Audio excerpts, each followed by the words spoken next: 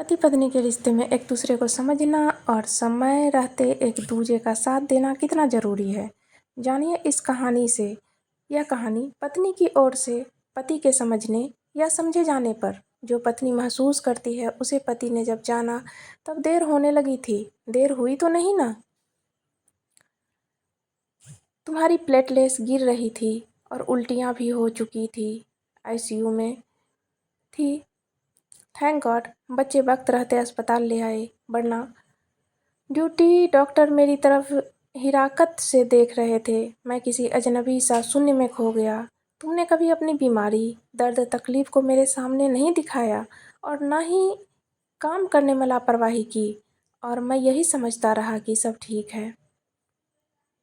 शादी के बाद से ही तुम्हारी यह सपनों को मुट्ठी में कैद करने की बातें मुझे बचकानी, बेबुनियाद लगती। रियल लाइफ से दूर की बातें। कभी तुम्हारे साथ उड़ने की कोशिश नहीं की मैंने। तुमने घर बाहर की जिम्मेदारी से मुझे मुक्त कर दिया, तो मैं आराम तलब होता चला गया। चाय, टॉवेल, कपड़े, खाना सब हाथ में दे देती तुम। जब मैं ऑफिस से घर आता, चाय पिलाती और मैं अपने दोस्तों से मिलने निकल जाता।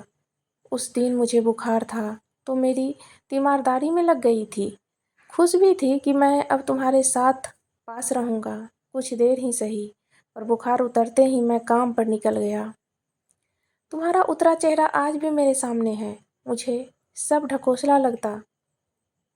टेंशन लेना, परेशान होना, बच्चों को एक्स्ट्रा एक्टिविटी में भाग दिलाना, उनके लिए भाग दौड़ करना। तुम अपने सपनों और भावनाओं को मार कर मेरे साथ हर क्षण खुशी से बिताना चाहती थी। निर्विकार सा मैं काम में ही डूबा रहता, या कभी समय मिला तो भी मित्र, रिश्तेदार, नाते ही मेरे लिए विशेष रहे। तुम मुझे जिम्मेदारी समझाती, कभी झुंझला कर, लड़ कर भी पड़ती थी, पर 2 ही मिनट बाद मेरी टाई ठीक करने लगती और मैं तुम्हें धकियाता हुआ ऑफिस के लिए निकल जाता। क्या जाने तुम पर क्या बीतती होगी। जब तुम छुट्टी वाले दिन मेरे सिर की तेल मालिश करती तो मुझे अपनी किस्मत पर नाज होता, लेकिन तुम्हारी चाट की फरमाइश पर तुम्हें चटोरी बोल दिया जाता था, और वो तुम्हारी आखिरी फरमाइश साबित हुई। उसके बाद से तुमने मुझे कभी कोई चीज़ नहीं मांगी।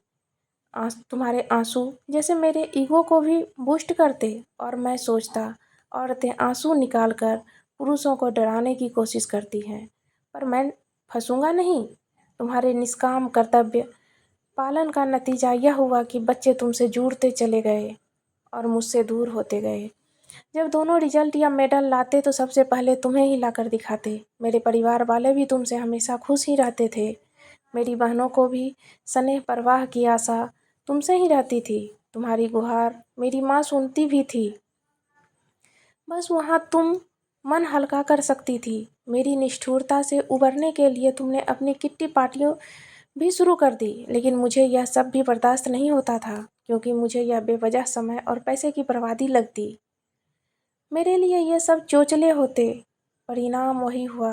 प्रौढ़ावस्था में मैं अकेला तथा तिरस्कृत महसूस करने लगा, और बच्चों के साथ तुम और मजबूत होती चुकी थी। फिर भी मेरी परवाह थी तुम्हें। अब बस यह अंतर आ चुका था कि जिस सानिध्य के लिए तुम तरसती थी, उसके लिए अब मैं तरसने लगा, क्योंकि जब भी मैं चाहता तुम मेरे आसपास रहो। तुम किशोर हो रहे बच्चों से घिरी उनकी कोई समस्या सुलझा रही होती। अब बच्चे भी अपनी अपनी जॉब में खुश हैं। इतने सालों की चुप्पी, या यूं कहें तिरस्कार से तुम खुद को सिमटा चुकी थी। तुम्हें 3 दिन से चढ़ रहे बुखार को भी मैं देख नहीं पाया, और जब रविवार को बेटा घर आया तो उसने तुम्हें एडमिट करवाया। अब तो बच्चों को भी मैं हर पहल को उनकी माँ को नकारने वाली वस्तु लगने लगा हूँ। लेकिन मैं जानता हूँ कि तुम मुझे अकेला छोड़कर नहीं जाओगी। जिंदगी भर मैं खुद को तृप्त समझता रहा और तुम तृषित रही।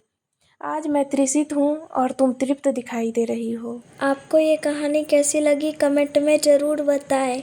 धन्यवाद।